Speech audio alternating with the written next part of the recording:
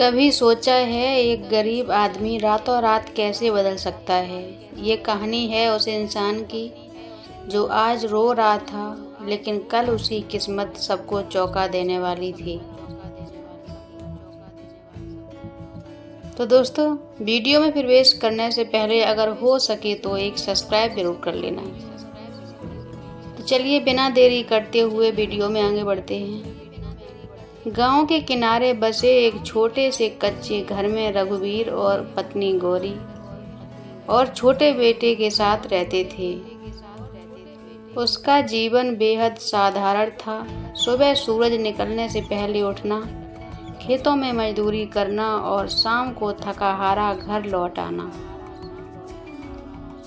रघुवीर जरूर गरीब था, लेकिन दिल का बहुत अमीर था।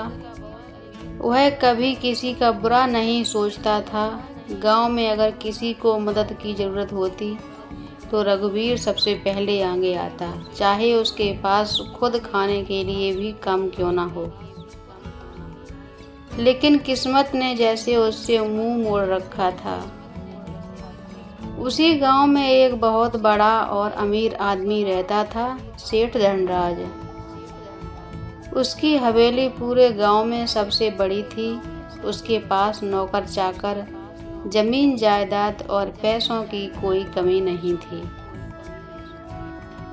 लेकिन उसके पास एक चीज की कमी थी, इंसानियत। सेठ धनराज बहुत घमंडी था। वह गरीबों को अपने पैरों की धूल समझता था। कोई भी उसकी हवेली के सामने मदद मांगने आता तो वह उसे डांटकर भगा देता।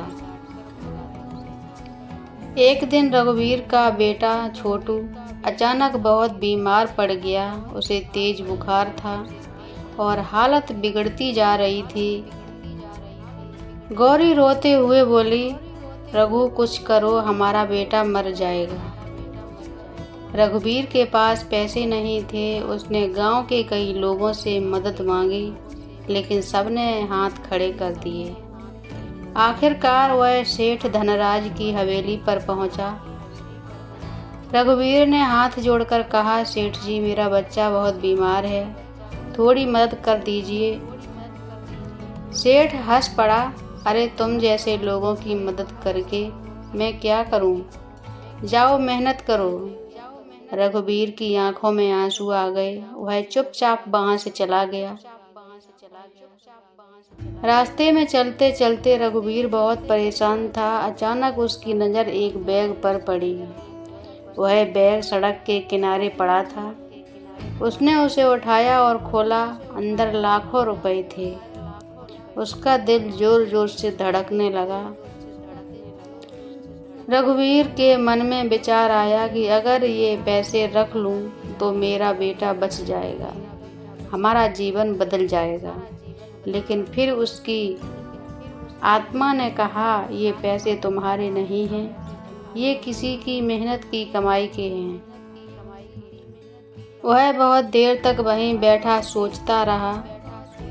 आखिरकार उसने फैसला लिया, मैं गरीब जरूर हूँ, लेकिन बेईमान नहीं बन सकता। वह बैग लेकर गांव लौट आया। गांव में खबर फैल गई कि सेठ धनराज का पैसों से भरा बैग खो गया है। सेठ परेशान था। रघुवीर उसके पास गया और बोला, सेठ जी, क्या ये बैग आपका है? सेठ ने बैग देखा और चौंक गया, हाँ, ये मेरा ही है। सेठ को यकीन नहीं हो रहा था कि जिस गरीब को उसने कुछ देर पहले भगा दिया था, वही आज उसके लाखों रुपए लौटा रहा है। वह शर्म से झुक गया। सेठ ने पहली बार किसी गरीब के सामने सिर झुकाया। मुझे माफ़ कर दो रघुवीर, मैंने तुम्हारे साथ बहुत गलत किया। रघुवीर ने मुस्कुराते हुए कहा, सेठ जी, मैंने तो सिर्फ अपना फर्ज निभाया है। सेठ ने तुरंत अपने आदमी को बुलाया और कहा, रघुवीर के बेटे का इलाज तुरंत करवाओ। छोटू को शहर के बड़े अस्पताल में भर्ती कराया गया। कुछ दिनों बाद छोटू ठीक हो गया। गौरी की आंखों में खुशी के आंसू थे। रघुवीर भगवान का शुक्रिया अदा कर रहा था। सेठ धनराज अब पहले जैसा नहीं रहा। उसने गरीबों की मदद करना शुरू कर दिया। उसने गांव में एक छोटा अस्पताल और स्कूल बनवाया। कुछ साल बीत गए। रघुवीर की मेहनत और ईमानदारी ने उसका जीवन बदल दिया। वह अब एक सम्मानित किसान बन चुका था। उसका बेटा पढ़ लिख कर बड़ा आदमी बन गया। एक दिन सेठ धनराज ने रघुवीर से कहा, अगर उस दिन तुम लालच में आ जाते तो शायद आज तुम्हारी जिंदगी कुछ और ही होती।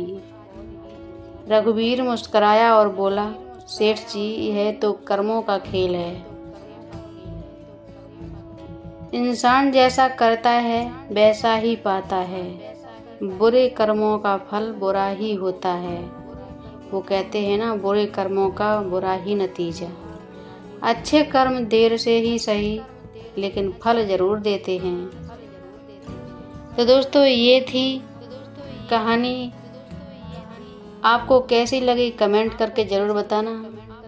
और हंसते रहिए, मुस्कुराते रहिए, मस्त रहिए। राम राम जी।